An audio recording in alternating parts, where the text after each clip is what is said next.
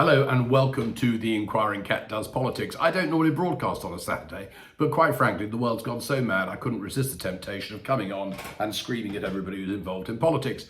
So we've got a fantastic situation going on here in the UK. Has anybody seen the Tory party recently? I haven't seen a single Conservative pop up anywhere in the media saying anything that's worth listening to. I mean, good riddance. What the hell's happened to them? Talking about a busted flush, it's absolutely ridiculous.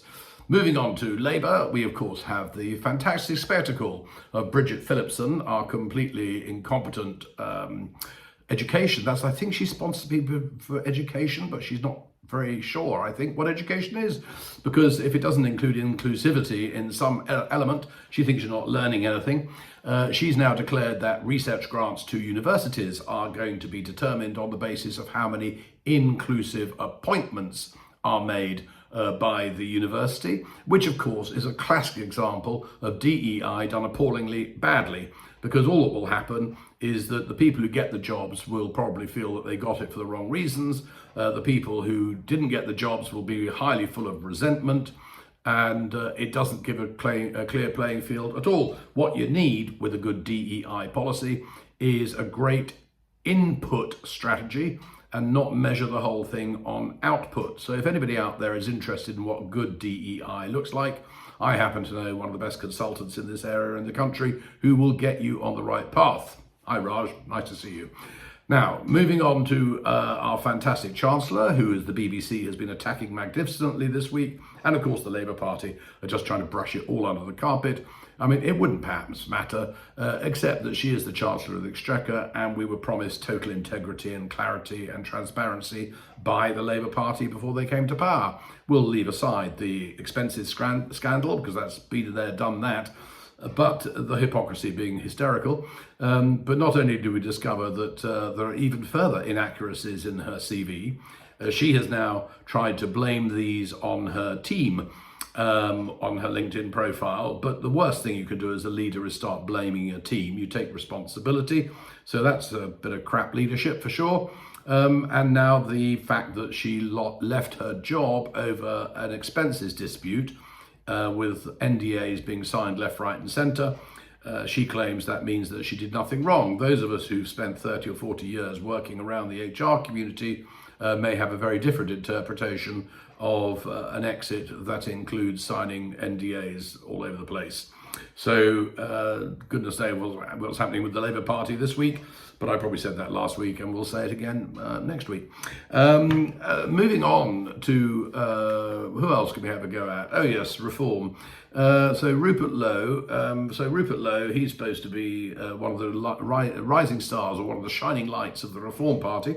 And he's fantastically, I mean, you've got to admire him. He's all over the place on social media, ranting and raving about everything. The trouble is, the more he rants and raves, the more he seems to be blaming Johnny Foreigner for absolutely everything. Now, we know that the British public are fed up with the boats and the illegal immigration and all that stuff, and that the Labour Party have had the film crews out showing them removing people from the country, even if the number of people they're removing is a mere fraction of the people who arrived in the same week.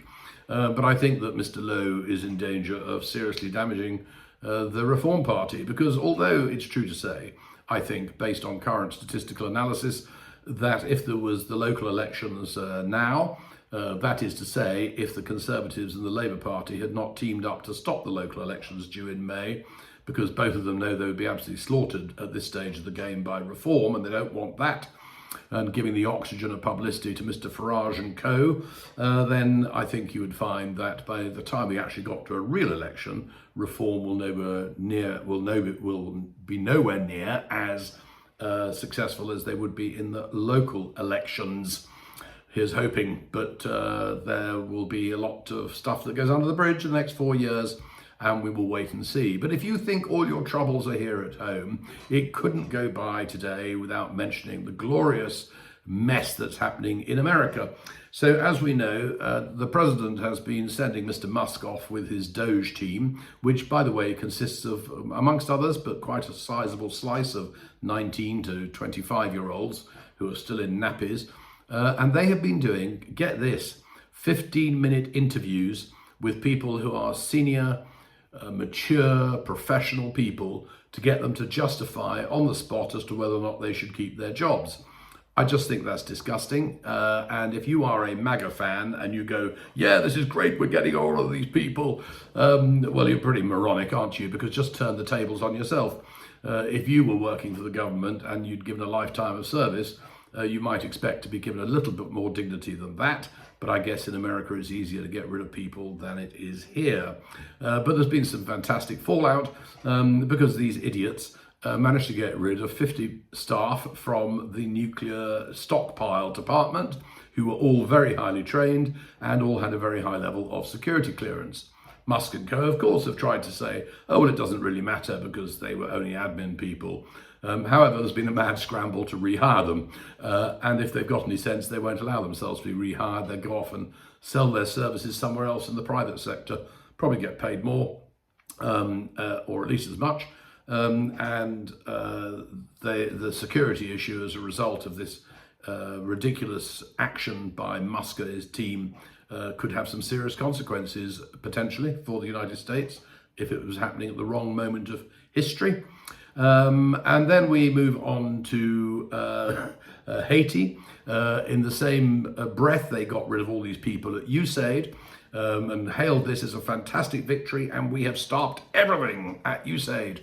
Well, the only problem with that is that they suddenly realized this meant that a lot of USAID goes to Haiti, and Haiti is right on their doorstep. And if they stop the aid to Haiti, they might get a lot more people trying to come into the United States. So with one breath, they cancelled USAID, and they'd hardly drawn breath before they reinstated it for Haiti in order to keep the jolly foreigners out there. What idiots. But the crowning glory has to be Donald Trump has announced that, of course, he's the Pericles of Washington, and he has appointed himself as the chief exec or whatever of the Kennedy Center, the very famous arts center. And so what's happened as a result of a whole bunch of the artistes have resigned and walked out and said they'll have nothing more to do with it. And you can predict at this moment in time that Trump will probably go on the airwaves and say, well, there you go, they were no good anybody. Nobody wanted to watch them perform, the tickets weren't selling, and we've got rid of some people who should have been got rid of anyway.